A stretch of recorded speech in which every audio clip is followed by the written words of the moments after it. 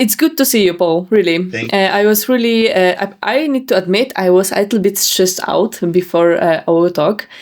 I'm so happy and joyful because I wanted to meet you so much. I love Heroes 3, and I might say it made my childhood. That's And nice. yes, when I was playing with my brothers, the Heroes 3 was one of the main things which connected me to them, and the music. And when I hear the combat theme or the New Day theme, I'm like, I say like you had a huge influence on my childhood by your music. Well, thank you. How old were you when you started playing? Um, I was around like I don't know, 8 or 9. Oh, like so. Isn't it a hard game? Like how does an 8-year-old know how to play Well, it difficult? Because was it that do you think that the game was designed for people so young, or is it designed for people who are adults? to be honest, I was a copycat. I just copied what my brothers did, and they showed me two main tactics, like Necropolis and do the army of skeletons, and the diplomacy, which was kind of broken in Shadow of Death, which Hota kind of, repaired. But, the only force that could be, some kind of challenge for the Necropolis was diplomacy, because you could collect all the armies on the map. Huh. I never played the game, so I don't. I just it seems like I've met people who were adults when they learned how to play the game, and then I met some people who were like 5 years old. It's like wow, like how you must have been very smart as a young child because it seems like it's a very difficult game to play. It was, but as I said, I was a copycat, and I didn't exactly understood what I'm doing. I was just copying what my brothers were doing, and after a few years, when I was growing older and older, I started to understand what the whole, skills were doing. Oh, that's fantastic. I'm glad.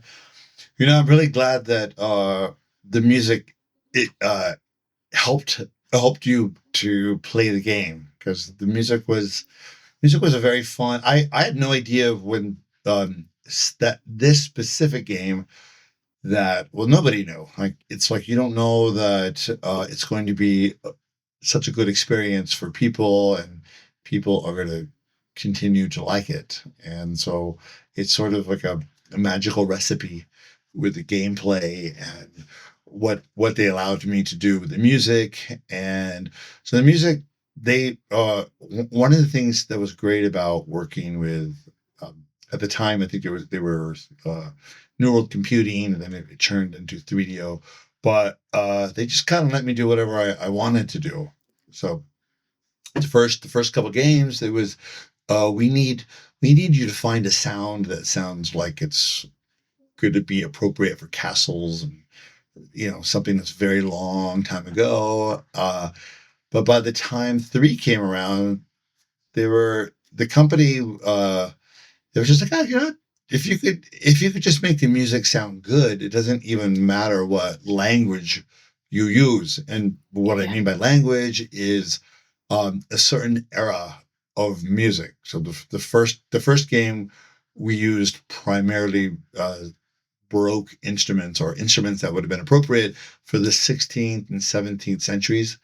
And then by Heroes 3, I was using musical languages that would have been even developed in the 20th century. This is classical music, 20th century classical music like Richard Strauss, Rachmaninoff, Stravinsky. The era and the musical language expanded by the time we did Heroes 3, which was for me great as a composer because I could try different styles of music and different textures and different everything. It's almost like I always use the analogy of a chef. But it's like I'm a cook, and then you've allowed me, or the company allowed me to add different flavors to the menu, Korean style, or Russian style, Mexican style. Alaskan style, Norwegian, and put those flavors into the pot. So that was the era. The era of Heroes 3 was a good experience for me because they busted out all the restrictions except for saxophone. They told me no saxophone. No saxophone. That makes sense. Well, no, because we got Heroes 3. My husband is a saxophone player, so I said, "You got to play. I'm going to write music for you because I need free musicians." Our budget was super duper low, and so I grabbed. That's how we started with the opera in Heroes 2. Was I was playing the piano for many opera singers. I was doing concerts with a lot of opera singer friends of mine from college, or from just colleagues of mine that I had known for many years. And so, well, whenever they were in town, it's like, why don't you come to the studio and let me write something for you that sounds like opera? I'll write it in Latin or German or French or whatever, and we're going to add it to the Heroes 2 soundtrack. So that was just because I had all of these friends who were opera singers. And so I told my producer, I was like, why don't we add opera to the soundtrack, because I have access to all of these great singers. So they were like, well, let's try it. Let's see if it sounds good. But they didn't think that anybody were going to like it, because why would computer game players enjoy listening to opera?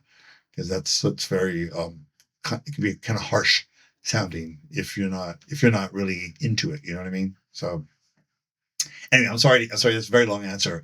I don't know if No, I love your answers. Really, I'm like, no problem. I just wanted to, if you didn't see, I wanted to show you the T-shirt I got from. Nice. Yeah, I saw it like. I should have put mine on. Crap! I didn't think about that. I should let you know. I wanted to surprise you with the T-shirt. I saw it and I was like, yep. I'm taking it.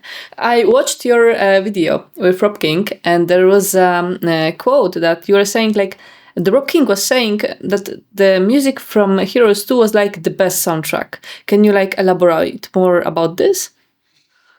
Gosh, that was the best one.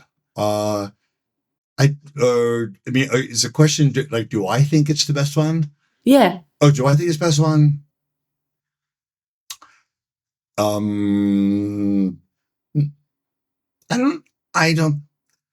Gosh, I don't think so, because I was just beginning. So I think myself as a composer, but I have a different criteria, because I'm looking at myself as I develop as a composer, and how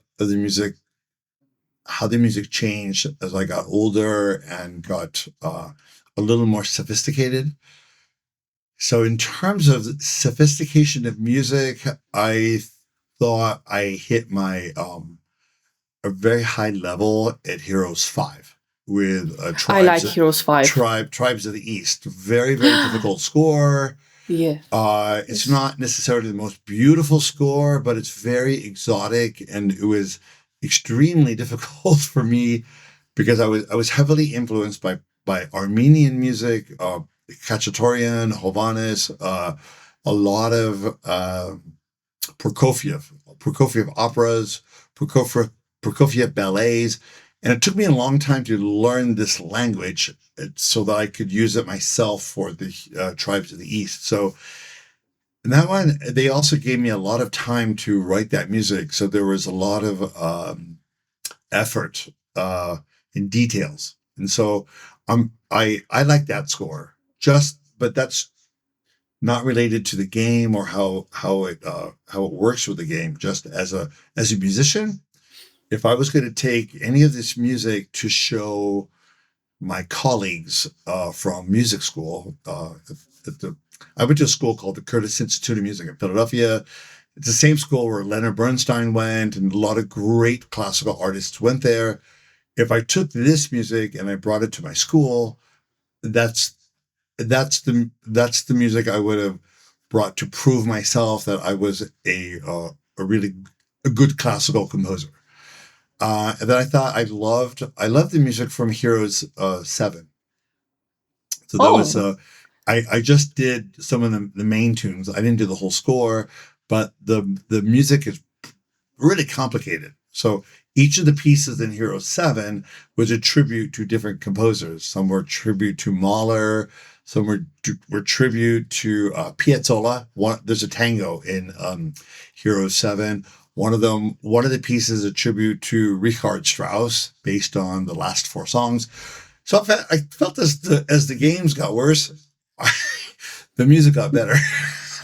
Well, music is like an universal language. Yes. So, but what I find is that music, in terms of like music for video games or computer games, the only way it's going to relate to people is that the game has to be good too. It can't be like, let's say you are an actress and you did a great performance in a movie, but if the movie is not a good movie, or the editing or whatever, just how the movie came together, you could have done the greatest performance in the world, but it doesn't mean that people are going to connect to it, because the rest of it is not as connective. So it's like that.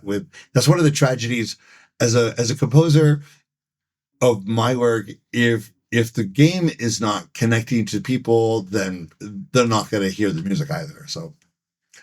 But yeah, so I've always liked my music that were not on the projects that were particularly popular.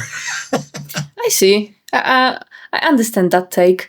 About the music, you said you had low budget, like when you were creating the pieces. Yeah, I had no budget. Like the budget was, they were just paying me to get, in fact, all of the scores, Heroes 1 through 7, were all the orchestrations were done on these. This is the orchestra. So I once occasionally I would get a friend to be like a saxophone, some opera. I had about 5 opera singer friends. I had 2 choirs that I was friends with, and also a cellist. One of my friends was a great cellist. She played a few tunes in Heroes 2 and Heroes 7. I had a flutist. So I only had really a handful, less than 10 soloists in the history of the game. There are live musicians on those soundtracks. The rest of it, it's all sampled sounds. So any of the sounds that you hear, I had to play it, whether it was my fingers on the drums or the piccolos or the choir parts or the French horn. So none of the games we had a live orchestra. So that's the kind of budget. So that there was no budget. Yeah, you showed me that very well. Wow. So now you have the tools you didn't have back then. How in this time, how many possibilities you now have while creating music? Because I heard a rumor that with you had to record in a bathroom for the acoustics. Yes, we did. On Heroes 2, since we were going to start using opera singers, we thought, they're going to sound better in a room that has the acoustics that kind of would be like an opera house. So you know how everybody sounds good in the bathroom or in the shower when they're singing. It just has the reverberation of the tile. So that's how we recorded them in the bathroom. That's not an easy thing, because you give them the music and then close the door and you go 1, 2, 3, go. Oh, I never thought of that, to use the bathroom for like opera room. I usually, when I go to bathroom, like I hear many of my neighbors who like, rah, rah, rah, rah, rah, rah, and I hear everything, and like, oh. We sometimes have it happen because this particular bathroom was in Rob King's apartment. So there were very noisy neighbors who would run in. So yeah, it was we did the best that we could with what we had. The power of improvisation. Yes. Yes. Actually, on Heroes One, um, you, Rob's computer. I mean, the keyboard was about this big. It should be like this big, Well, but we had. I think there was like 36 keys or 44. So I was doing all the original music just using very minimal notes, even on the keyboard. So when I had to get the notes that were really, really low, I'd have to flip a switch on this little keyboard so that it sounded much lower or it sounded much higher. So it was little details like like that. So, but however, I think with music, when music is good, it's not really about the production. I mean, it is about it has to have a clean sound so that people can hear it, but uh, it really needs to be about the music. The music has to has to resonate with you. So, for instance, Beethoven. So I don't know if you get it's so simple. You could put a full orchestra or you can just play it on that little keyboard. It sounds great because the music is good. So if the music is good, even if the production is limited, it's still going to sound good. It's still going to sound good to people. So I think that's what we had limited technology and limited budget to hire a real orchestra. So we did the best we could with what we had at that time. you know, you have limited tools, but unlimited imagination and passion. I'm sorry. Say it one more time. I said you had limited tools and possibilities, but unlimited imagination and passion. Yeah. Well, thank you. You know, but when you play piano, you only have a piano. So because I'm so used to doing concerts on the piano, and I have to turn my piano into a full orchestra. So if I'm doing a concert for 2 hours, I have to make all the sounds, a lot of variations of sounds to make it interesting, so that people will listen for a couple hours. So I kind of already know how to orchestrate just by playing loudly and softly on the keyboard and finding a way for the music to speak, even if it's not a full orchestra doing. So I think that would help me a lot. When I just had a keyboard, I had to figure out how to make it sound good. But so the best thing that helped me was that I already knew how to play piano, and just with one instrument express myself. So when you could take that, the piano, the keyboards that we used are weighted, so they can respond to however which way I play. That's why when I'm playing all the cello parts or the horn parts, I know physically how to do the attack to make it sound the way it would sound good on a real orchestra. So it's very, very helpful. Like, just to anybody who wants to be a composer in the future, if they only have a keyboard, it's great that they bring their skills of how to play the piano and all the variations of sound production.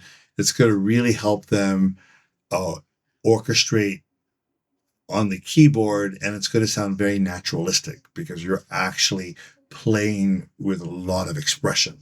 And if it's a good keyboard, it will respond to that. So I watched your if I say it wrong, I'm sorry, Rachmaninoff Piano Concerto, No. 3.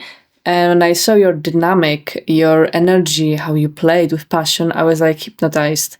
And not mention about your outfits. I personally love your outfits on concerts. Oh, thank you. Thank you very. Yeah. Thank you. You know what? I growing up in classical music, when you go to classical concerts, everybody wears black, and usually the male soloist will be in a black tuxedo. The piano is black, and it's like, I need to. It's very boring. Like, who just wants to see an ocean of black? So why not? I'm not like you. You have beautiful hair. If I had hair, I would change it up in different, whatever. So the only thing I can do is my clothes. So I can change the vibration with different colors. And could be, as you know, color is vibration. Music is vibration. So if I'm playing Rachmaninoff, I want to come out in red because that music is like really, really Fire. passionate. If I'm more doing something that's a little, whatever, this energy or that energy, I'll put that color on, and it really helps. It helps me kind of get into the character of the music, and then also to the character of the audience. It's color. People respond to color. Yes. It's funny. Like you could be the same person, but if I whatever color it is, I go to some dinner and I'm wearing all pink. People are like, oh wow, they're pink. It's like they vibrate. They respond to this. The other day I was at some place and I wore huge fur coat. It was pale blue. It's imitation fur, but it's a huge hat. So I look like a big blue bear. And everybody was like, "Oh, can I touch you?" They were like, everybody was touching this fur coat, so it gave them a response. So I love clothes in that way. It really helps. It helps the interaction with people, audiences, even just going to a party or a restaurant. But I'm glad you like it. Thank you. Yes, I felt the connection because I am, besides of doing game journalism, I'm illustrator. So when I see colors and what you did with the music and how you made a connection to your outfit and your whole, the vibe, I was like really impressed. Well, thank you. That's awesome. Do you have a favorite color? Do you have favorite colors that you spawn to that you just Two, love? actually. What are they? Orange and green. Like, Oh, have you watched the movie Amelia? And on the poster is that bottle green. It's like my no, I haven't. favorite green. Is this a newer movie or older movie? Amelia with Audrey Tautou movie. She plays a girl that she helps everybody and she Yeah, changes yeah, their lives. yeah. Oh, okay. I have to look at the poster. So you like green and orange. So what Green, is? orange, and a red because she has a red outfit there. Oh, okay. But personally, I don't know. I just like orange and green. Like That's I respond nice. a lot to it. Beautiful. Like Leprechaun from Heroes of Might and Magic. I just like it.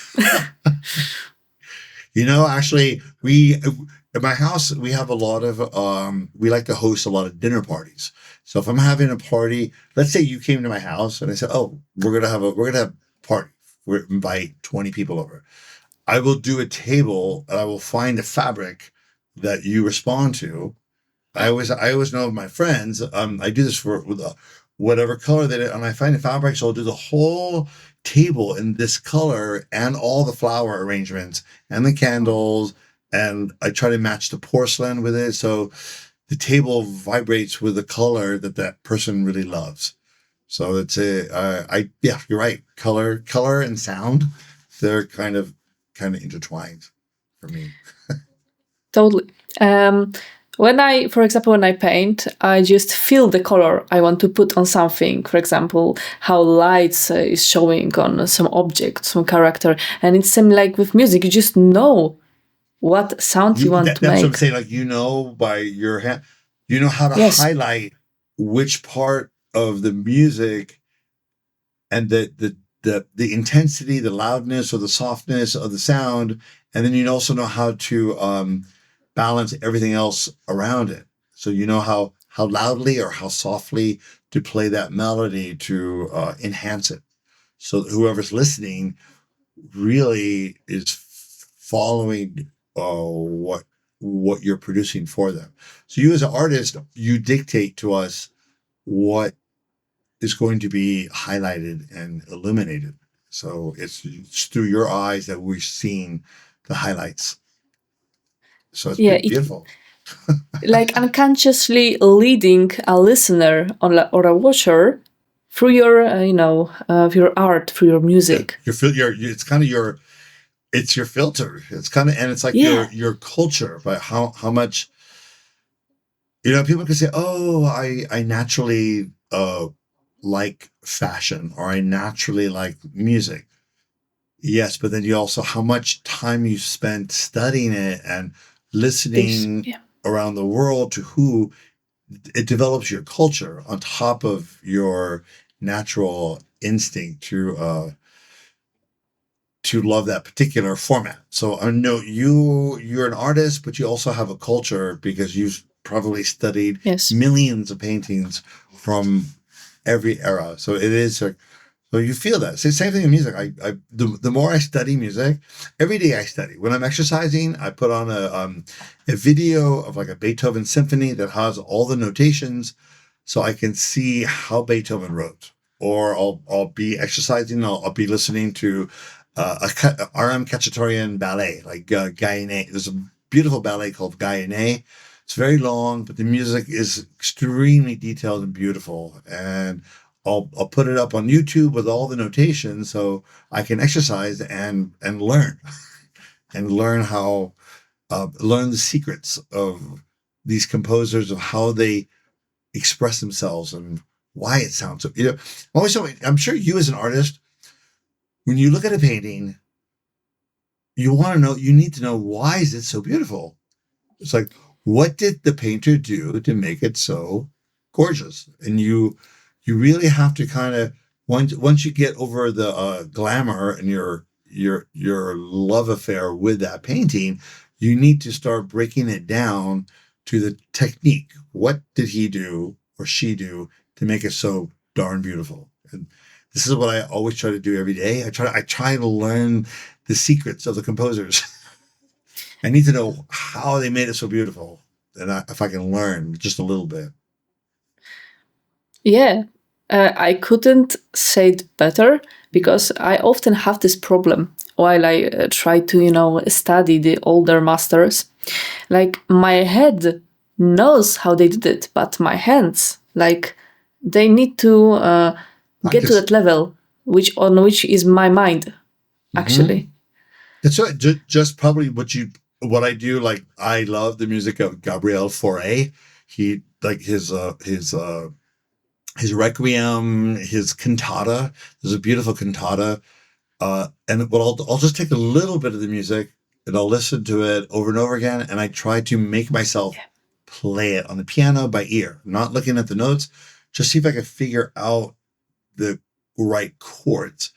Once I figure out the right chords and I get the right melody and I make myself imitate it, then I will try to make that little short part longer, but not his music.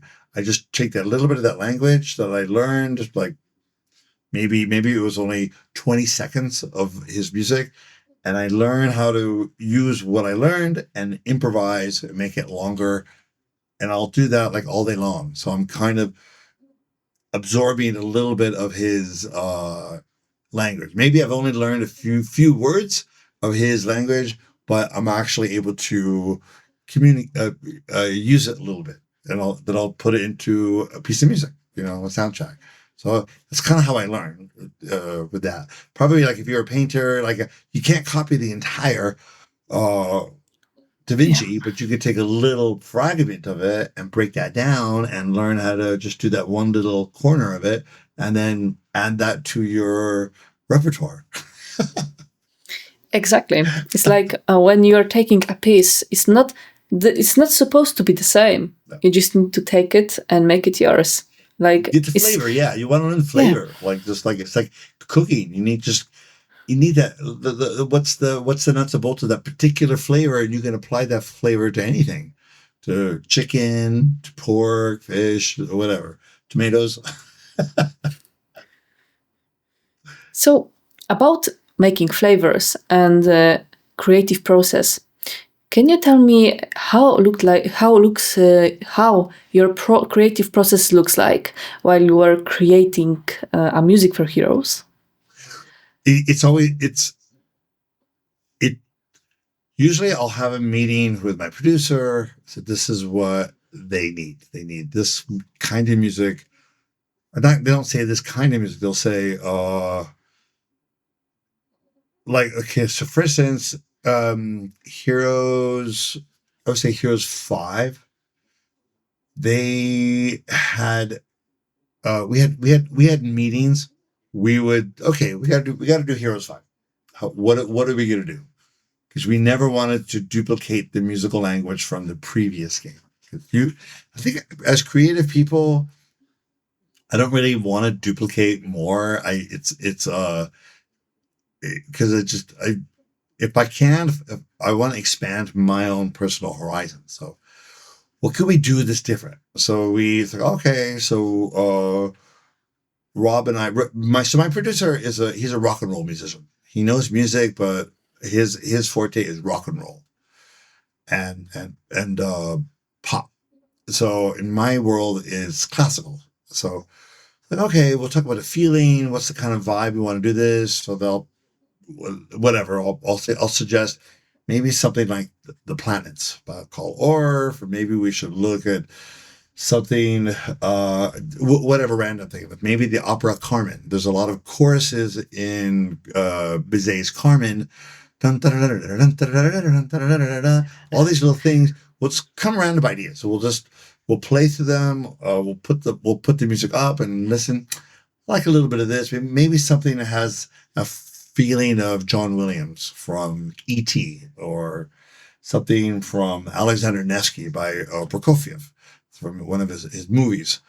So we'll begin to take like random ideas, like a pinup board, and then it gives me kind of an idea of the scope of the musical languages that I should be pulling from. So once that happens, then I have to start going home and improvising in all these different styles from these different composers that we liked. You know, the flavor of all these things, and because I'm the one who has to learn how to do it. So I need to learn. Okay, we like something like John Williams. How do we sound like John Williams? So I got to learn his music. I have to be able to play the music and find the recipe. Same thing for whoever we chose. So that's a process. Learning the flavors of the sounds that we have decided would be good. You can't just start doing it. I can't just, if somebody told me just start painting in Degas style, you probably would need a moment to look at his paintings and look at the brush strokes and color palette and subject matter and all that stuff. Yes. So it's kind of the same thing for me. I got to study. So once I kind of getting fluent in these languages that we've chosen, that takes about a month. And that just means me at the piano improvising. I gotta just play for hours and hours a day, try different modes. And then once I have the mode, then I start coming up with the melodies. So then I come up with a melody, I'll record it, I'll go to the studio, I'll say, okay, let me show you a little bit of this melody with some very rough orchestrations. I can do it here on this here, or even on here, right here. I have two setups here, so I can do this. Wow. Show the producers. Okay, you kind of like the flavor of this. It's like, yeah, let's go with that. Let's. This sounds really good. So I'll spend another 2 weeks recording that music, finishing the melody, and start orchestrating. And then we send it to the company, and they say yes or no. And they usually like it because what I do now is I send the music half finished, so they can get an idea of where it's going. Because I've learned if you send them a 5-minute piece of music, and they're like, this is all wrong. This is not what we're looking for. I've just spent like 3 weeks doing something. So Yeah. it's an art of collaboration. Let me show you, I think this might be good. Let me show you a sample of it and you tell me what you think. So it's a give and take process throughout the whole thing. So that's kind of how we do it. It's a lot of deciding the musical language of which composers should be very influential, and then me figuring out how to actually learn this language, and then coming up with melodies. If the melodies are good, then why don't we just finish that and orchestrate it and make it a complete piece of music? The introduction, the melody, the development, the recapitulation, then the coda, and let's make it sound really good. So that's usually the process. So once I finish, my producer then does all the audio engineering, cleans up all the sounds, fixes all the orchestrations, gives it a nice finish. I'm not an audio producer, so I can't do that. I just send the rough track, and then the art of finishing the audio is the great art of a producer and an engineer. It's their magic. So, Yeah. about a magic and a creative process, I got one question from our community about the Forge. Back in 99, when the Forge was supposed to be created, did you already have any musical ideas or a general concept in mind? No, I didn't. I think there was one tune I had to do. Nobody told me. I'm not on that part of the process. Did you ever see Rumpelstiltskin? I mean, you know the story of Rumpelstiltskin? The Rumple? Rumpelstiltskin. He's like a little gnome from the forest, and he turns all the hay into gold. There's a girl who got locked into the tower of the king. I think it's ringing me a bell. Yeah, Rumpelstiltskin. So basically, his job was to come every night and get all the horse hay and turn it into gold, and then she would live another night because the king would come into the prison. Oh, you made all this gold. You could Surprise. live. You could live another day. So my job, I'm not really. Nobody's telling me about these kind of things. They just we need 10 minutes of music, or we need an hour of music. So I don't know what happened with the Forge. And no, I never do music ahead of time. It's just whenever they need it. So I think so the question, I don't have an answer for you, unfortunately. Okay. No problem. So what is the Forge? I mean, what was it, a game that was supposed to come out as an extension, or it was a town which is supposed to be in the Heroes, but finally it didn't make to the final cut. Which game? Heroes of Might and Magic 3, because this city got a big backlash. Like it was more into science fiction, and fans wasn't really into it back then. So they they backed down and gave other other castle into the game. What was it? What was the other castle? Do you know? Conflux. It was replaced by Conflux, yes. Oh, really? Okay. You know what? I'm glad that you explained. Nobody's ever explained this to me before. So it's I get people ask me all the time, and I don't know what they're talking about. That's good. Yeah. Wow. Okay. Huh. So now there are many fun projects. Like, for example, the new Day of Reckoning will have they will have Forge. Yes, Chris. Correct me if I'm wrong. Yes, they will have a Forge from their inventions, I guess. Yes. So there will be an occasion to see any form of Forge into the game. By the way, you mean so that it was already out, so people saw the Forge, and then they took it away, and now nobody can see it again, or what? No, it was like a concept. It was, I think, shown at some. Oh, it was tested. Something like that. Tested. I see. Okay. Yeah, and people didn't like this, like like that Might and Magic had, but in Heroes they never introduced it. So nobody. It's all the fantasy. So people are curious about it. That's why. Yes. Oh, it's like a kind of wicked faction with like zombie with bazooka or something like that. I see. It's like having a scene from a movie that got cut, and now people want to know, where is that? We want it, even if it's bad. I'm sure you want to see what it was. Huh. Okay, that's good. I didn't know that. Yeah, when I found out that Forge didn't make out into the final year, I was also surprised. By the way, about cutting, did you prepare anything at the time that never made into the final game? Or had any musical Not concepts? in relation to Heroes. We there was something that had a right. They didn't like a melody for what they were telling me to do it for, and most of the time they would find another place for the music, and so they would put it somewhere else in the game. So let's say they wanted me to do music. I don't know. This didn't happen, but okay, do a tower thing. So I did something that nobody don't like that. So they would use it somewhere else, and then I would do a new song for. But I don't really work that way anymore. That's why I try to start the tune, and they can kind of hear if it's going to be appropriate or not. But I never lost. No, I never lost any music in the Heroes franchises. No, what happens is just we'll find another place for it. Like, Okay, swapping places. Yeah.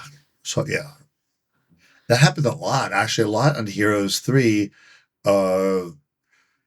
To the point where I remember at one point they were saying just keep on writing the music. We're gonna find the right place for it. So it was just we just need 4 more songs that are like 2.5 minutes long.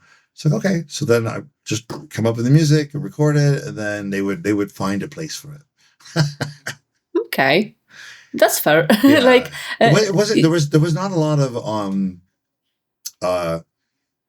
interaction. In fact, I never met. I worked for Rob King, so Rob King was the audio producer. I was hired by him. I never met John Van Cannigan, who created Heroes of Might and Magic, until 15 years later. I should have never met anybody. I never went to. I don't even know where they were making the game. I was in the studio, or the apartment where the studio was, where the bathroom was, where the singers would sing. Legendary bathroom. I never even. To this day, I still don't know where the New World Computing was. I was kind of. I think Rob King didn't want me to deal with anybody. He just said, you just do the music, and I'll deal with everybody else. I go, yeah, but isn't there a work party or something?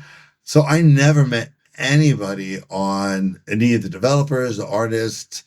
And finally, 15 years later, I finally met John Van Cannigan. So I don't really know why that was.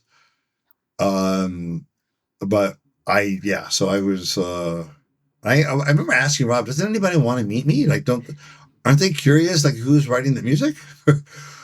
But it was, so that's kind of I never even asked him why. I should probably one day is ask Rob, why didn't I meet anybody of the company? So I think he just felt it was easier for me to deal with him as a producer. I think he said one time, it's too many people, too many hands in the pot, and so you'll get confused. So, which I find now, I understand that now, because some of the projects that I'm on, I have to work with Chinese people who have one idea, and then I'll work with the French people, but it's on the same project. So I'll be hearing two culturally different ideas about what I should be doing. So I get, because something, even culturally, certain cultures don't like certain sounds. And I didn't know that. Oh, yeah. So other cultures want more of this kind of sound. So you even in terms of instrumentation, well, you like Asian pop art, certain colors, right? Or if you go to look at how beverages are marketed in Japan, and you look at the color schemes, it's going to be different than what people in France will like. It's a different aesthetic. So when you're working with teams that are from two different countries, they have different ideas about music. So then I have to kind of make sure everybody's happy. So I think back then it was probably what Rob King was protecting me from, to have too many people giving me too many ideas. Yeah, I get what you mean, because if you get too much feedback, you can get confused, and one person wants this, one person wants this, and you're stuck and you don't know what to do anymore. Exactly. Yeah, you can't, and you're not able to please everybody because everybody has a different idea. Yeah.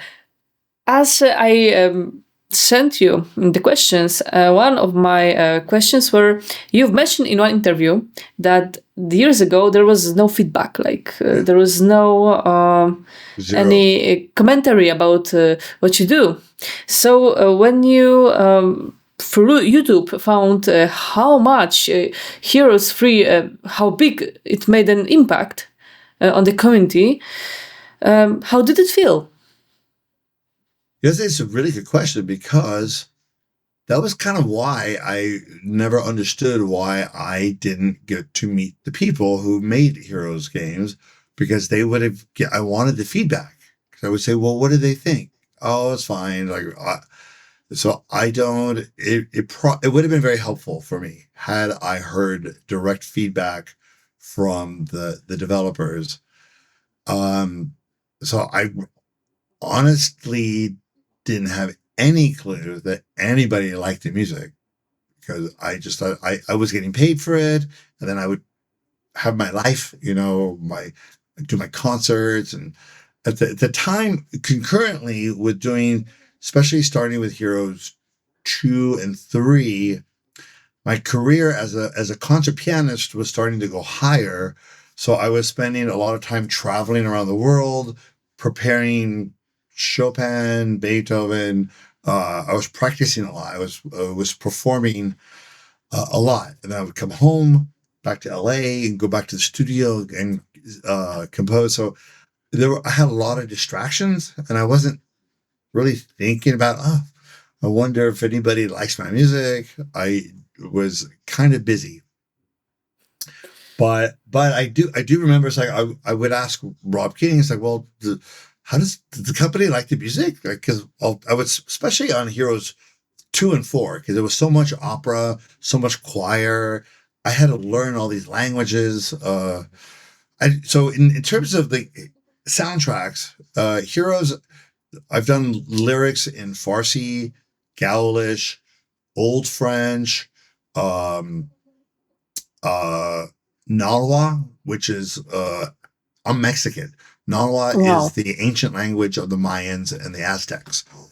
Latin, German. So what else did I do? I did a little bit of Armenian. There was a little bit of Armenian. So there's several languages that have been part of Heroes opera, anything vocal. And so yeah, I spent a lot, because I had to learn the languages. I had to hire linguists, work with the choirs, teach all the singers the pronunciation. So I think at that time I wanted to know if the company liked all that work, because there was a lot of effort put into that. So years and years and years later, with the advent of YouTube, which I would say probably, I don't know, 15 years ago, people would write to me.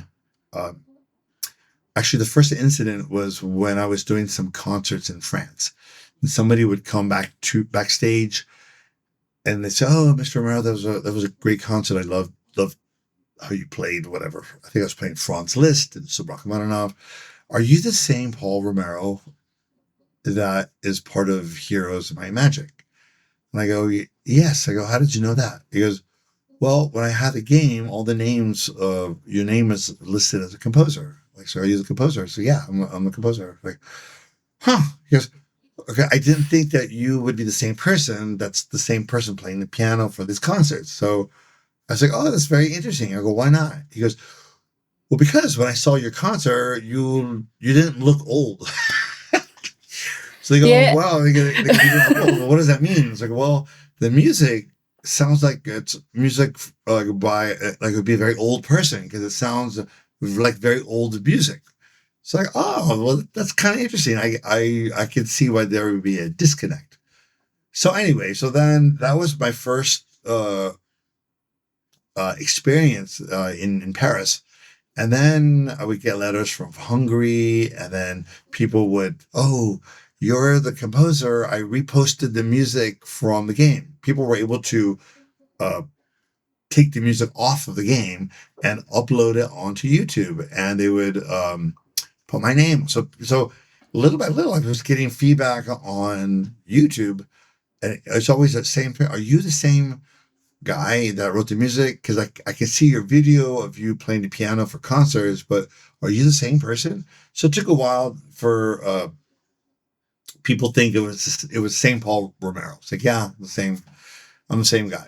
So little by little, because of that, people would ask, "Oh, since you're going to be coming to, like, I remember Budapest. I was going to do a concert in Budapest, and they said, "Oh, we're Heroes of Might and Magic's fan. Can you can we meet you in the lobby so of your hotel?" It's like, "Yeah, can we come to your concert?" It's like, "Sure, you can come to my concert. I'll meet you in the lobby or whatever." So then from that particular concert in Budapest, can you, we have 40 people who want to meet you. Can we come to your hotel?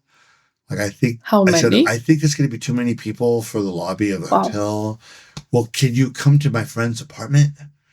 Like, well, I don't know you, but I guess I could. So I agreed to go to somebody's apartment, and then the next day he goes, "Well, we have 100 people, so What? my apartment's too big. Can you go to this place for old people?" There was like a place for old people activities, and they have they had a little piano.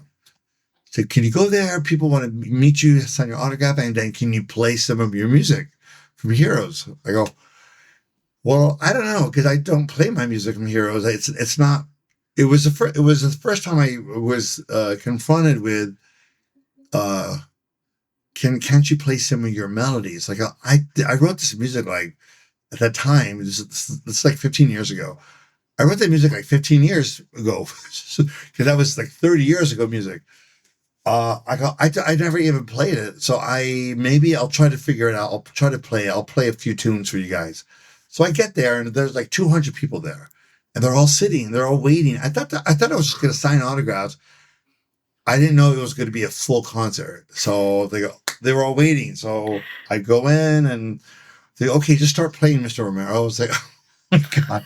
So I just started No pressure. whatever I could remember of my music. I just started playing. I didn't even stop.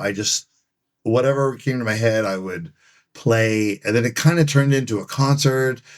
And then it got on YouTube. And because of that, other people started asking me to come to their countries to play the music live. And then that was the very beginning of the idea of this music, which I thought was supposed to be background music. Like, if you have music for a commercial on television, I would have never thought I would be playing that music for concerts. So that was a very strange moment in my life where music that was supposed to be for a game, wasn't supposed to be for a concert, is now people want to hear it live. So that was kind of a great thing. And so little by little, it started developing. Can you play a piano? Can you make it for other instruments? I got invited by Video Games Live. It's a tour. So I was able to do some concerts with them. And then Heroes Orchestra started. So it was like a nice part of my life that I had separated my piano concerts, which was just normal repertoire, Chopin, Beethoven, Bach, Scarlatti, Franz Liszt, from my computer game career. And then they started crossing over. I was doing my concerts, but adding my computer game music. And then the computer game music took over, And now I don't really do normal concerts anymore. When I do a concert, I'm only playing my own music. So people, so my old career is I don't even really do that anymore. I just if I'm gonna play live, I'm just gonna play my own music. So it's a very interesting how it all came together and then changed. Yeah, but I'm speechless. Like, spontaneously, you made a concert for 200 people. Like, wow. I honestly, I was already in town to do a big concert at this other concert hall. So my hands were in good shape. I just didn't know how to play my own music. So I had to listen to the recordings over and over again because there's no notes for this music. Since I'm the one who did it, I never needed to write the notes down. So I actually was forced to learn my own music. Thank God for YouTube. I would listen to it on YouTube and then learn my own songs again. Yeah.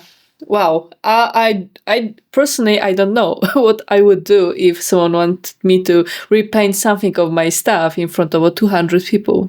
Like, wow. Well, the thing is, I walked into that room thinking I was just going to do a meet and greet and take pictures of people, sign, and then maybe play a little bit. I didn't know it was going to be. It's funny because I would play a little bit and I would play like, I think 15 minutes straight. And I just didn't stop. I played everything I can remember. And then people started raising their hand.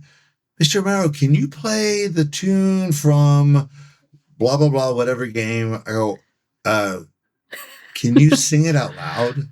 And so people were singing the tune. He goes, oh, it's the one that goes, Awesome. like, oh, okay. So it would jog my memory, then I would start to play it.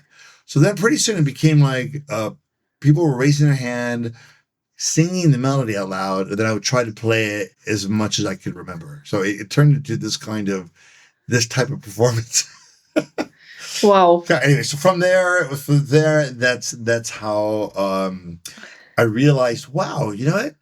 Maybe this music can be on stage and can be a concert, not just background. So I had to change my brain in terms of how I perceived my music from these games as background music, but maybe one day they're going to be concert music. So now it's beautiful. So it's the most unusual feeling, you know.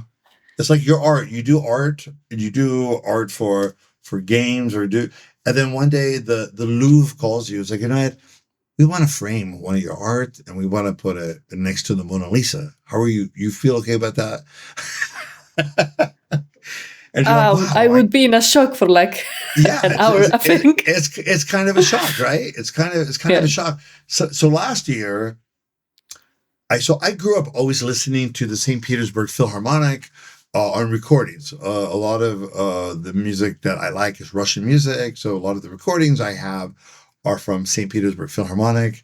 St. Petersburg Philharmonic last year asked me, "Can we play your music at our concerts?" The St. Petersburg Philharmonic has been around since Tchaikovsky. It's been around since the mid 19th century. They said this is the first time we're going to play computer game music. We see it as real classical music. So I was like kind of shocked. So they played my music. It was Tchaikovsky on the first half, and then Romero on the second half. It's like, wow, that was it was a surprise that classical music institutes would think of my music as classical music. So it's very nice for me. Honestly, it's a nice that I get to experience this in my own lifetime. I don't have to wait till I'm dead like Mozart.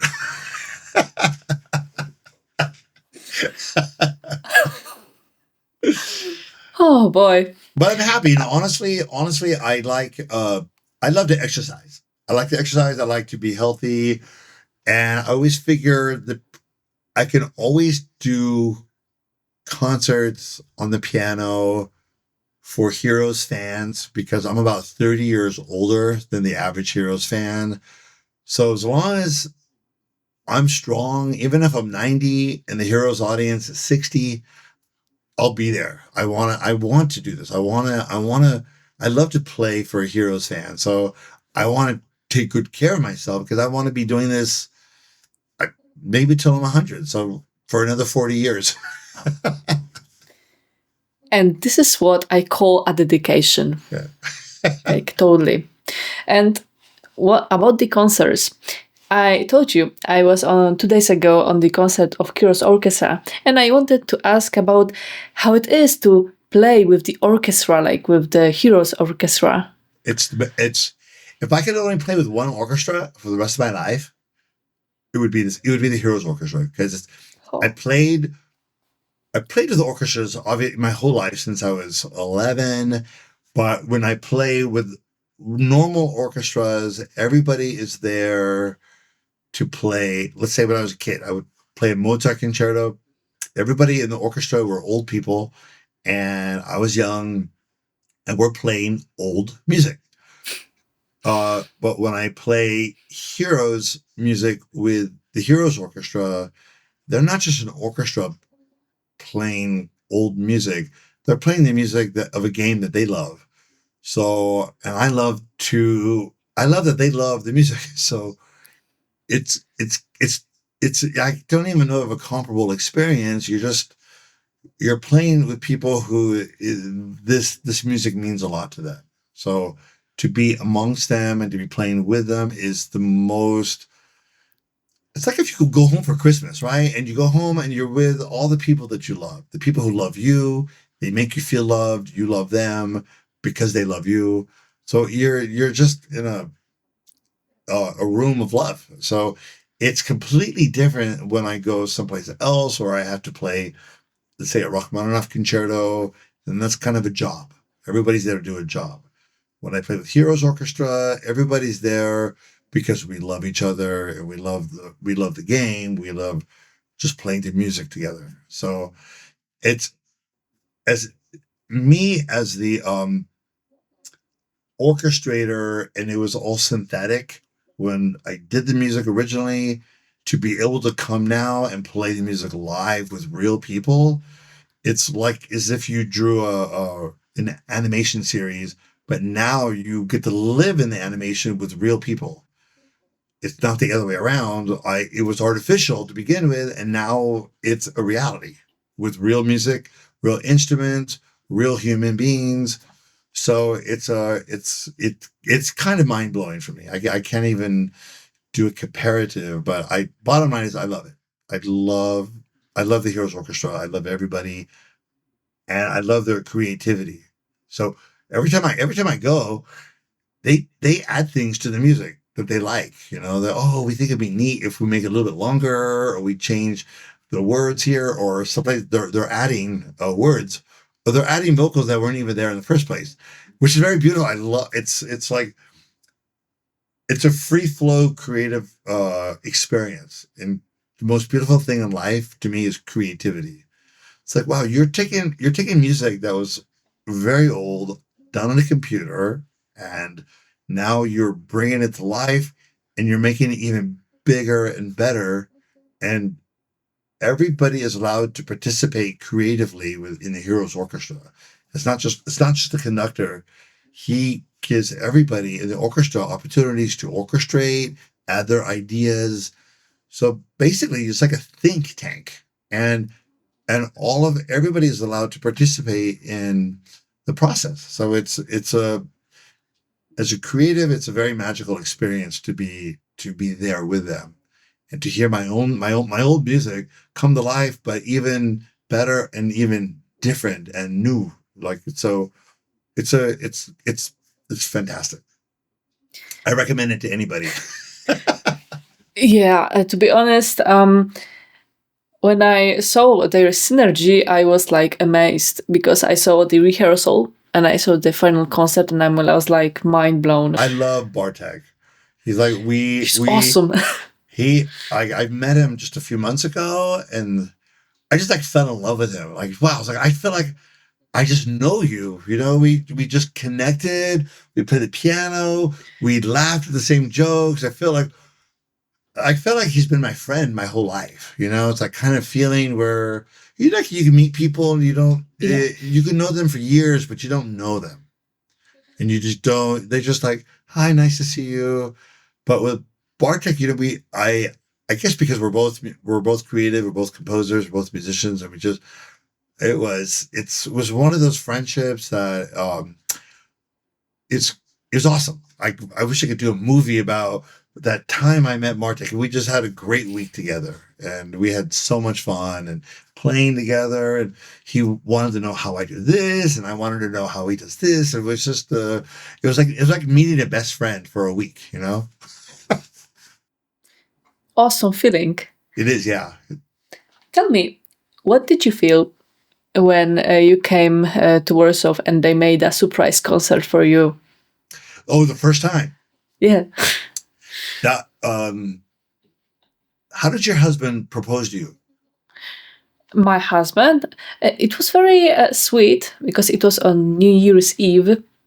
We had this small party and he asked me on the balcony and just gave me that privacy and no pressure. When I could say, Were you yes. surprised? Were you surprised? Yes, I was. Yeah. Yes, I was. Yeah. So this is probably the closest thing I can imagine a proposal, because I was there in Warsaw. It was rainy. I was supposed to go to a film festival to perform. The people were driving me around, showing me this, and I was getting really tired. I was getting jet lagged, and they go, "Oh, would you like to go to the Chopin University?" I was like, maybe not today, because I just want to sleep. I'm really getting tired. Because they were showing me too many things, and I just got in from Overload. LA the day before, and now it was raining, and we're driving around. It's like, okay, well, okay. They go, oh, well, we promise you'll like the Chopin University. So get there, and yeah, I see all the music students. I'm like, hey, it's nice to be at a music school. You reminded me when I was a teenager in music school. So like, I'm following the guy, and it's like, so we're going to go into a concert hall, and I was thinking, we shouldn't go in there because there's probably a rehearsal going on. So he goes, oh, no, it's fine. So yeah, we go in there and I'm following him. And then all of a sudden, this orchestra starts playing. I'm like, oh, we definitely should not be in here because they're rehearsing. So I was, as a musician, you're not supposed to be in the room when there was rehearsals. It's kind of disrespectful from growing up as a musician. They are there to rehearse privately. So that I was like nervous. We gotta get out of here. But I'm listening. He's like, wait, this is my music. What on earth is that? So that's so weird. Like I didn't know what was happening. And then there was a camera guy there, and they're looking at me and like, okay, what? I didn't know what was going on. So I kind of lost my mind for a moment because I was very confused. And then I realized, oh my God, they are playing my music. And I guess this is what I had heard about the Heroes Orchestra, but I didn't know that it was a big orchestra like this. I had no idea. So they just were playing, and they said to sit down. So I'm sitting there, and they're playing all my music, and I was kind of speechless. And it was the feeling of like being proposed to. I kind of didn't know what to say. It's so overwhelming. I couldn't even find the words to, because how did this even happen? Like I was shocked. I was like, it was the most amazing thing. Probably one of the most amazing moments of my whole life. Like it's very mind blowing. So I sat there. They did a 45-minute performance, and I was speechless. I was like, this is the most incredible thing. I couldn't even imagine this ever, especially without my help. Like they learned this music without me giving them any notes. So they figured it out. and it sounded so super beautiful. So then after they finished, I was like kind of in tears, and like that was the most amazing experience. And then he goes, "Okay, come up on stage. We want you to play with us." It's like, what? I can't play with you. I don't even know. I don't even know what you guys are doing. I don't even know the format of my music or how you're doing. He goes, "Oh, just play along." So I just started playing along, and it was the first time I had played. It was the first time I had played my music my own music with an orchestra since I was 15. So the last time this Wow. happened to me, I played my own piano concerto with the American National Symphony at the United Nations General Assembly Hall with a conductor named Mstislav Rostropovich.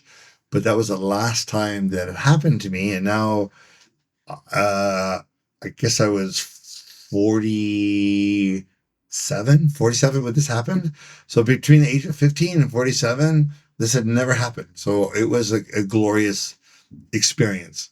And it taught me to never expect to not be surprised in your life, because there's a lot of surprises that can happen in your life. Because I thought, oh, I knew everything. I'd been there, done that, and then one day I walk into a concert hall, and these people got together. They're playing my music without me even being a participant. So it was magical. Never forget that moment. But yeah, thank you for asking. It really did felt like I was being proposed to, and I'm looking at, oh, what am I going to do? Because it really sounds like it. Because saying thank you is not enough. Like, yeah, I don't even know what I could. I was kind of at a loss of what I could say, what I could do to show them how beautiful that was for me. It's just it's a shock. So, like, probably for you, the best thing that you could say is yes. So Yeah. I could say yes. This was yes to everything that you just did. You just made my life pretty magical. So that was my experience. And that level of dedication, of love for someone's work is like the biggest gift an artist can get. Yeah, no, I know. And it's one thing if I was trying to get an orchestra and I would do it all the orchestrations, but this was like done. Yeah, so you're right. There are no words. You would understand that if you do understand it. So like your feeling of how it would be is exactly how my feeling was. Shock and surprise, but then you are the only thing I can do is be grateful. I can't say thank you enough. I can't tell them how much I loved it, and I could just, I'm grateful. It's really very grateful. I'll never forget it. Well, you did for this community. You gave us music for years, for decades. So it's just, I think, one of the ways we can repay you for this everything. Yeah, no repayment necessary. I just the best gift is that I can still play the music and people come, and it's like it's when I'm in Poland and I'm playing with Heroes Orchestra. So I'm on the stage. So I'm here playing the piano. I look to my conductor, the maestro, and I look to all the musicians, and we're all friends, and like we're ready. And then I look over here, and then the audience, they're all my friends. So I'm like, wow, I'm at a party. Actually, it's more like a party. Yeah. And my friends over here who know how to play an instrument, we're ready to play, and everybody here in the party, they're ready to listen. So we just like, okay, here we go. And we just start the party. So it's like there's no nervousness. There's no, oh shoot, I hope everything goes right. It's not even about right. It's let's just get the party started. That's what it's like. It's pretty wonderful. I am speechless. Like, I need to, when you will be in Krakow, I hope to go on the concert and see you in person, in action, with the orchestra. We'll be there. I think I think for the years to come, we'll probably be as many places as we can. Because it's so fun. Even if we do it every few years, if we could go from this city to city, it's good. It's first, every time I go, it's always fun. Every time I go, it's always different. Every time I go, he's like, the conductor trusts me, meaning that the last, I think, not this last concert, but I was there last year. I'm on stage, and these concerts are long. They're like 2.5 hours long. So when I was there this past September, for all the concerts that I did, I played 437 songs. So some of these are repeated, but we did 7 nights. I think I did 7 different concerts, but altogether it was a total of 437 tunes from Heroes. So I try to memorize as much. I try to memorize so when I'm playing, just it's natural. I know the music. And sometimes the conductor will go, "Oh, we're gonna add this other song from Heroes 2, Armageddon's Blade or something." Like, yeah, but I go, "We didn't practice that. This is on stage." I go, "What's next?" Because sometimes I don't remember what song. Because we're doing like 50 songs a night. So what song is next? So the violinist behind me, her name was Ruth. So I asked her, what do we do next? She goes, "Oh, we're doing this one." And then the conductor would go, "Oh no, we're gonna add this other song." So this is on stage. I go, "Yeah, but we didn't practice it." Like, "Oh no, because you played it 2 years ago. We'll be fine." Like, okay, let's just go. So we just started doing it. It's just, so it's crazy to actually get on stage, and sometimes we're playing music that I haven't even practiced with them. We're just going to do it. So there's a level of spontaneity and trust and love. It's awesome. So yeah, so that's how it is. Amazing, because you just go with the flow, and the trust is super important. Yes, When you listen to your songs, when the orchestra is playing or any other fans, because I saw you posted recently a video on YouTube, like the link to video of the combat theme too, in apocalyptic style, Monklaka style. Do you know? Yeah. It was a cover where the guy's playing cover. Yes, he's playing songs. It was so amazing. Like, I would be hearing Apocalyptica, and I got the shivers, and I even commented their video because it was amazing. Tell me, when you are composing songs for Heroes, which ones were more rewarding to you, or to which one you feel like some bigger connection than the others?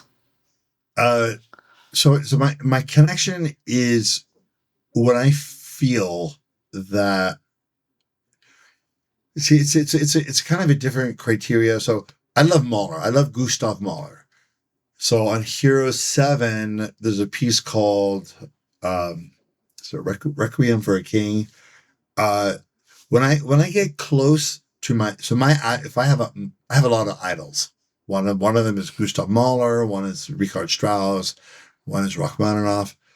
When my goal is to have this particular piece of music capture the feeling that I get from this composer. So in this case, it's Mahler. I love Gustav Mahler. I love the Resurrection Symphony No. 2. The last movement is a most incredible piece of music. I wanted to capture a little bit of that feeling that I get when I hear the Mahler Resurrection Symphony. So in this particular piece, I achieved it. I mean, at least when I hear it, like, wow, I was able to capture a little bit of the magic of Mahler. So on that feeling, that's the best feeling for me. So in terms of Rachmaninoff, Heroes 3, the Tower theme. I love the Tower theme. Awesome. I don't know how it is in the game, but one of my favorite pieces is the Symphonic Dances by Rachmaninoff, the second movement. Second movement is like it's a waltz, and I wanted to capture this feeling that I get every time I hear it, and I did. So I achieved when I hear the Tower theme, I get a little bit of the feeling of the love that I have for Rachmaninoff. It's like, wow, I was able to capture a little bit of the magic that he has in that piece. So I don't know. I guess it would be like if you were an actor or an actress and you did a part in a movie and you were able to capture an essence that you love in another actress, and you saw that you were able to do it. So when I get these little moments where I was able to capture a feeling of a certain idol of mine, I feel very proud, and I love that. So these are the pieces of music. Heroes 5. A lot of the stuff is kind of operatic. So I love some of the tunes from Heroes 5 because it captures the flavors of the operatic composers that I love. So yeah, those are it's those pieces that I Barbarian theme from Heroes 1, because I love Bach, I love Vivaldi, and I feel like at the Barbarian tune I was able to capture my love of this particular Baroque music. So I connect to that piece because I achieved my goal as a composer. So it's not for emotional reasons or personal. It's more as my confirming my ability as a composer that I was able to get that little bit of the recipe. I hear you with this music and the influences, and in Heroes 3, I see some Baroque fantasy themes. Can you elaborate more about that? Because I see you like Baroque. Oh, probably like an evil theme. Dun, dun, dun, dun, da, da, da, da, da, da. Mm? Yeah. So that's if I this is gonna this is so. There's a Bach prelude in C minor that it's a very violent prelude, but I wanted to capture that feeling in the evil theme, so I just followed the format of Bach, and yeah, so that one's very connective, but yeah, so I don't know if that answered your question. Yeah, it kind of does. So. I'm overwhelmed, but very happy with all this knowledge. You know that feeling like Stronghold, when you... Stronghold. Yeah. So Stronghold. The opening. So when I was a little kid, my brother listened to Carlos Santana. So I listened to this recording, Black Magic, over and over and over and over and over again. It's one of the great albums of Santana, and there's a song called Como Se Va. Como Se Va. But the chord, I love that chord in that song, and that chord always stuck with me. So I wasn't like I wanted, but I love that chord so much. That's the opening of Stronghold. It's the Carlos Santana chords. So it just I love just how those chords sound. So that Stronghold is as a result of my love of that. So because I'm using the same chords, but in the middle part, the climax of Stronghold, when I was a kid, there was a movie called Valley of the Dolls. Valley of the Dolls is a very tragic movie from the 60s about men and women who want to be famous, and they come to Hollywood and they become drug addicts, and they are addicted to dolls mean pills. So the Valley of the Dolls means the Valley of the pills, the Quaaludes, all this stuff. So I remember watching this movie when I was a kid on television, and I was so fascinated by all this tragedy.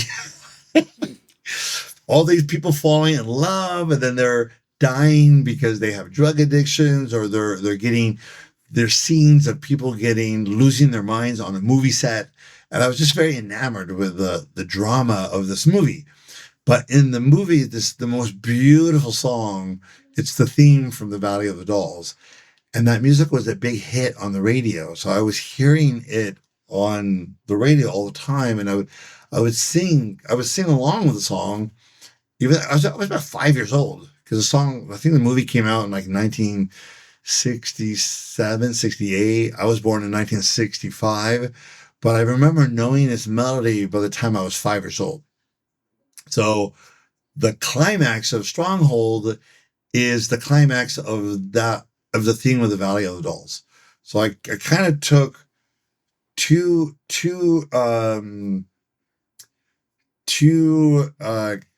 what's the word, influences of two pieces of music that I listened to a lot as a kid, and it turned into Stronghold. I wasn't trying to turn it into Stronghold. I didn't even know that's what it was until after I finished the Stronghold. It just came very naturally. I had the music was already in my fingers, and then I listened to it and I go, oh my God, this is totally Carlos Santana and the Valley of the Dolls melody. So if you ever listen to those two songs, I think you'll hear the direct influence of that. To be honest, after this interview, I'm gonna watch it if I want to fall asleep, because I'm like positively tired, when you feel like fulfillment. Yes. So this is that kind of nice day in terms of. And if you don't, I'll send you a link to please do, so you can please do. Google anything, any link that anything that I mention. If you want a link, I'll send you directly. I will be very the reason why grateful. I did this is because when I was little, because I've been composing since I was about 3.5. So as soon as I started playing piano as a little kid, I would hear something on the radio, learn a little bit of it, and then just make up the rest. So I spent hours improvising in different styles based on whatever I heard on the radio. So as I got older and I started studying composition, I would do research on my favorite composers. This is before computers. So I had to walk to the library every day after school, and I would go through all their books of all the composers, and I was trying to learn, how did composers compose? I wanted to know what they did. What was Tchaikovsky's secret? What did Mozart do? What does Camille Saint-Saëns? And I realized that every single composer does music a completely different way. But I needed to know that there was not just one way of doing things. So it really helped me to know. And I wish there was videos of the process of Rachmaninoff. So for people who love to compose, I try to be very transparent on how I compose. What are the direct influences? Because you as an artist, we are our artistic expression is the amalgamation of everything that we have seen in our fields or experienced or tried to duplicate. We take all that we love, and it kind of turns into our own thing. We're like a sieve or a sponge. So I try, in terms of how I compose, I try to be very clear so that anybody who's a young composer can maybe understand a creative process that they can use too. So it's helpful. It's helpful to get tips from people, because our creativity just doesn't come out like it's due to everything that we put into our brains, and then we have lots to choose from. Tell me, Paul, which song did feel the most fun to compose for Heroes? The main theme. The main theme but I did the main theme for Heroes 2, and then they dragged it over, we extended it, and then it became the main theme for Heroes 3. So it was just it's happy and it's sad at the same time. So the chords go from major to minor rapidly, and I kind of like that feeling. And the the reason why I know that is because I never get tired of playing it. So sometimes if something is too simple or too complex, if it's too complex, that it's kind of it makes you have anxiety to play something that's complex because you have to really, really focus. If something's too simple, then you can't really put your emotions into it if you're playing it live. So with Heroes, main theme 3, it's fun to play. I can change the emotions of how I play it. I can make if I play it a little bit slower, it sounds very melancholic. If I want to energize it, I just play it faster. It sounds very adventurous, like you're ready, like to do something. And so I would say for me, that's the most fun one. If that's it, yeah, I think to me that would be the most fun. I think for all the Heroes tunes. I have it playing in my head right now. Like when you said you da, da, da, da, da, da, like it will be like recorded in my head over and over for like 20 hours, like a radio, but in that good sense. So what Oh I boy. like about that tune is because and I mean I play it a lot, but when I it is one of those pieces of music, it really changes based on the tempo. So if I slowed it down, it brings a whole different nostalgic feeling. And then if I speed it up, it takes away the nostalgia, and then it kind of it you feel it in a different way. So I like that. Yeah, but this is what makes the music like infinite. Even you have the piece, and like you said, you can play something slower, something faster, and it's the whole different piece, but the same at the same time. I tried it sometimes just for fun. I have ADD and I have ADHD, so for me to concentrate for long periods of time, it's sometimes a little difficult. So when I need to start practicing the piano regularly because I have to do a performance coming up, it's very important that I practice every single day. Sometimes the only way I can practice is if I'll put my camera on YouTube and I'll go live, because I know if there's somebody listening to me practice, I'm going to practice a little bit longer because there's kind of like an accountability. So when I'm doing these sessions, I just play anything. I just need to play. My fingers literally just need. It's like exercise. So I'll play Heroes tunes, and I'll change the tempos, the mode of them, and I just go crazy with improv, and I'll take different Heroes tunes, and I'll turn them upside down. Make what was a sad one happy, make a happy one sad, put a Beatles tune to them, add something Freddie Mercury or Queen, add some Mozart to it, and then go back to the Heroes tune. So it's like a free when you as an artist, what do you call it when you're just free? You're doing a free form. Improvisation. Is that do you use that word in art, like as a painter?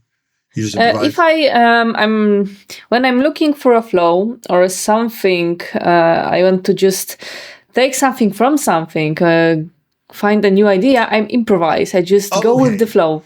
Okay, so improvise is a word also for artists, for visual artists. Yes. Okay, yeah. So that's what I do. So I'll just go on live YouTube, and I'll just play for an hour, and I don't talk to anybody. I just like turn on, and then when I finish, I just turn off. And people are like, "Oh, hey," they want to say hi, but that's not why I did it. I needed to practice. So it's like, well, if I'm going to practice, people can listen if they want. So, but yeah, so I try to take the tunes and improvise them in many different ways to kind of find. And when you do that, you find undiscovered emotions in it. It's like I'll take a tune, and it's like, oh, wow, there's like a hidden flavor in this tune if I play it this way. Even with Necropolis or Conflux. Conflux is another one. If you play it up to speed, it could be very vibrant and very energizing. But if I play it slow, it's a little not scary, but it's a little forbidding because Unsettling?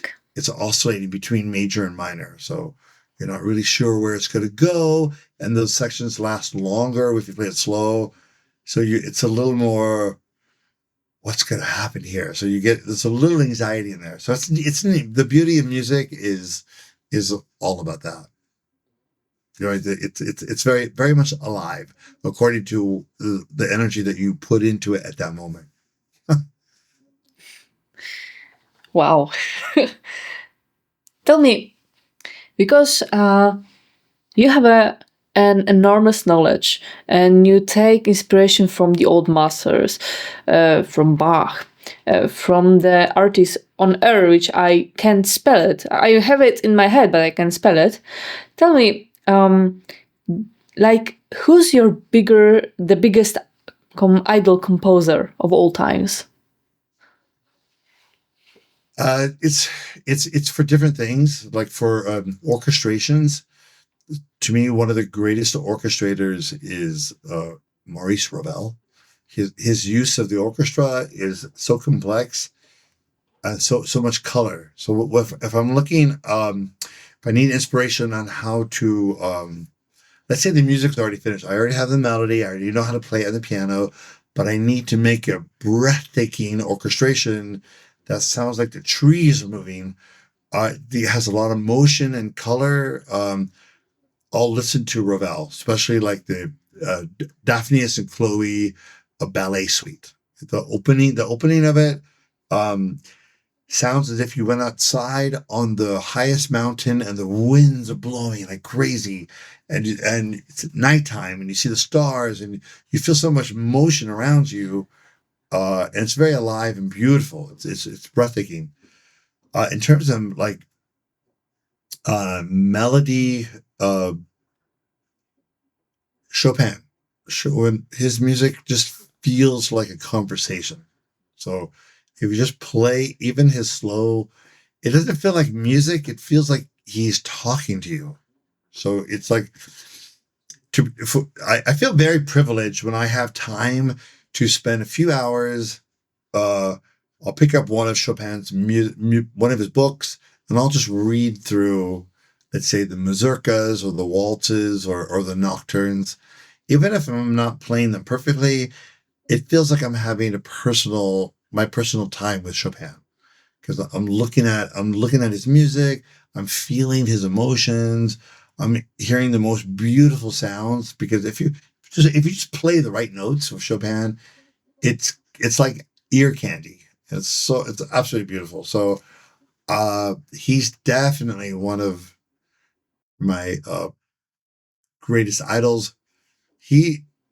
Most of his music is just for piano, so it's not even about the orchestra. It's just about the melody. And long as you have a piano, you will have a great, great time, great emotions with Chopin. Rachmaninoff, I loved his life. So I was so impressed with him. He had to leave Russia with 2 young kids and reinvent himself in Europe and the United States.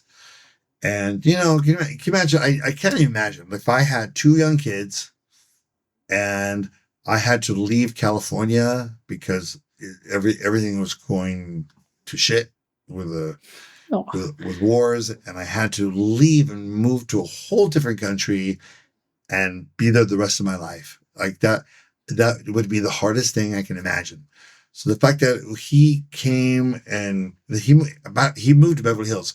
So where his house was, it's about 10 minutes from my house. So we live in the close proximity. So where he used to drive his car very, very fast. There's a road very close to my house called Mulholland Drive. So he would drive it all the time with his sports cars and getting tickets all the time. So I could feel the life that he had here in Los Angeles because it's very close by, and I know geographically where he used to go. Stravinsky was here, Einstein was here in LA, Walt Disney.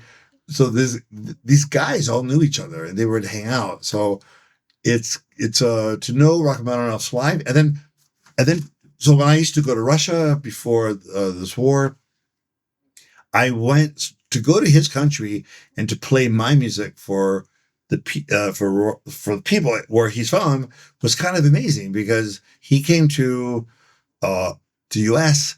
He wrote the Rachmaninoff Third Piano Concerto for the Americans because it was for his debut in the United States. So I always felt the connection. He wrote the Rachmaninoff Third to be in the United States. I went to Russia to play Heroes of Might and Magic 3. So the number 3 was always a thing in my head in terms of how each of us came to each other's countries. So I got to go to Russia because of Rock Third. So because of Heroes 3, he came here because of Rock Third. So, and he lived nearby. So I kind of feel like I know him. Even though he's but same thing. He's one of my idols. When I sit down and I play his music and I read his music, I just feel like wow, I know this person.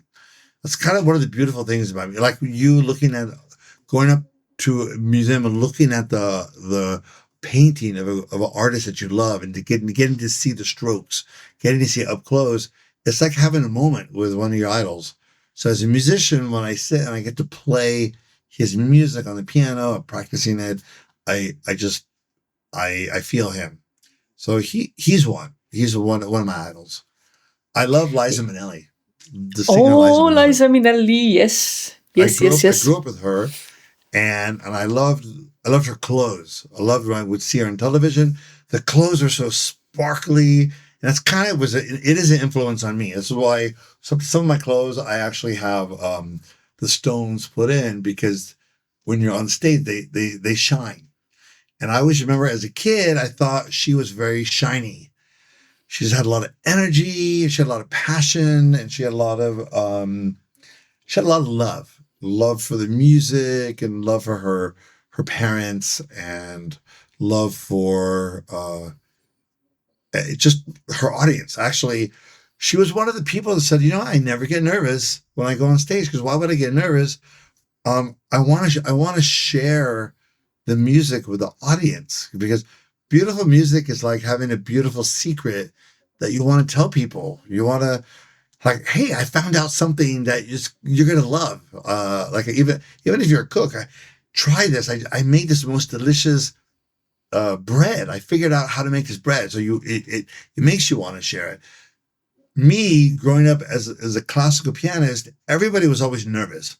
All my piano competitions when I was a kid, all the other piano players were they're so nervous about doing the competition. And I never experienced my young colleagues as a kid when I was 10, 11. I never experienced anybody being relaxed. Everybody was so nervous about their music competitions. And then when I saw Liza Minnelli and I actually went to go see her perform, she was so relaxed that she seemed like she loved to sing her songs and to be on stage. And I remember I want to be like that. I don't want to be a nervous person. I want to go, and if I'm going to perform, I want to perform with love, and I want to perform wanting to I want to see the audience. I want to play my tunes for them. So my love of how I do music live, a lot of it is based on how she did it with her love of performing. So in a way, I mean, I love her music. I love New York, and I love Cabaret, and I love those kind of songs. Oh, yeah. It's so she big influence on me. Actually, this is a very weird thing. Every single day I listen to her, even if it's just 2 minutes of it. It's like a drug. I go on YouTube and I find videos of her when she was old, when she was young. And I just need a little bit of Liza Minnelli every day, and it makes me happy. It's like a cup of coffee. That's a good comparison. That's a good comparison. Oh gosh, I love Cabaret, the movie. It's one of my favorite movies of all time. Yeah, it's amazing. It's so dark but it's vibrant, and she's so positive, no matter what. Life is a cabaret, yes. That's right. Oh, Paul, I'm out of my questions. Okay, great. Now you can go to bed. It was an awesome and genuine and joyful conversation with you, Paul. Thank you. And I'm so happy we could chat. And you're a wonderful person. Thank really. you very much. Thank you for the great questions. Like, it wasn't even like a question. I just felt like we had a great talk. Yeah. I was like, I stand from what you said. Like the people who see me, who listen to me, are my friends. Yeah. Why I should be stressed? No, exactly. It's all about love. Yeah. And when I saw your videos, how you treat a community, fans, I was like,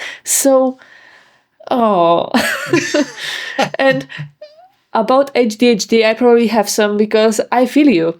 I have the same thing with exercises, with doing something, because I get bored really easily and I have this creativity push to do many things more intense and more and more. No, I know. So you find ways. Like if I need to practice, I just go live. So then I know people are listening, and it makes me focus harder because I don't want it to sound terrible. So which makes me practice harder. So when I love to exercise, but I go to dance class because I have to be in a room of dancers, and I can't be tired. I can't be like, I'm gonna not do the move today very well. I have to really be like perfect with the teacher because it's a classroom full of dancers. So you have no luxury of being tired. You really have to do a good job. Yes. Otherwise it looks terrible. So I found out that's much better for me in terms of exercise rather than jogging. Because if I'm jogging, nobody cares. Like it's not art. So if I gotta get physical, dancing is the best way for me to get exercise, and it's also great for my head. So. Well, when you wrote me about this, when we're in class, the formation is beautiful and everybody knows the moves. When we're looking at the mirror, I feel like I'm in a movie. I feel like I'm in Cabaret. It's a beautiful feeling when you are in a dance class and everybody is good.